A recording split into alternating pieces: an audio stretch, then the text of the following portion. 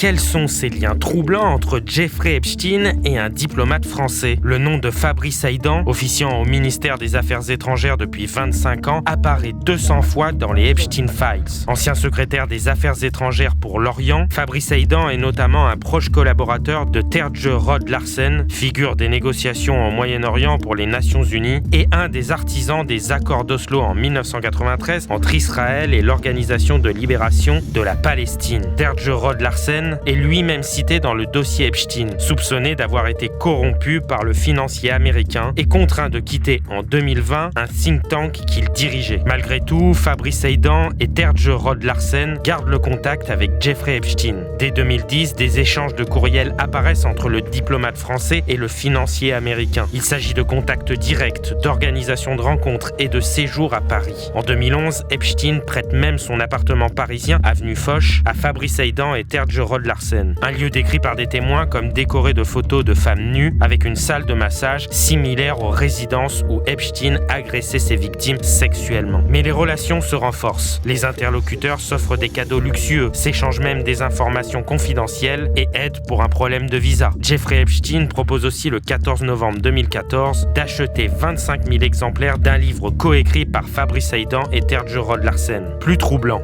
en avril 2016, Epstein transfère par courriel à Fabrice Heidan un article du JDD évoquant un scandale de pédophilie étouffé au Quai d'Orsay concernant un jeune diplomate détaché récemment du Quai d'Orsay au siège des Nations Unies à New York, comme l'écrit le journal. Le numéro de téléphone du diplomate avait été découvert par le FBI dans un fichier appartenant à des pédocriminels, selon le JDD, mais aussi Mediapart, qui a confirmé l'affaire. L'article du JDD de l'époque explique aussi que l'homme aurait pu être remis par la France à la justice américaine, il est simplement rappelé à Paris. On le prévient qu'il ne sera plus jamais envoyé à l'étranger, mais il n'est pas poursuivi ni licencié. Il est alors chargé de gérer les réseaux sociaux d'une direction de la maison avant d'être recruté dans une prestigieuse banque d'affaires par un ancien diplomate de haut rang. Le ministre des Affaires étrangères, Jean-Noël Barrot, s'est dit effaré et indigné par les révélations à l'encontre de Fabrice Heidan. Dès que j'ai appris l'information, j'ai saisi le procureur de la République, ouvert une enquête administrative pour concourir au travail de la justice et une procédure disciplinaire. Il dit par ailleurs qu'il ne peut pas exclure la publication de nouveaux noms de diplomates dans les Epstein Files.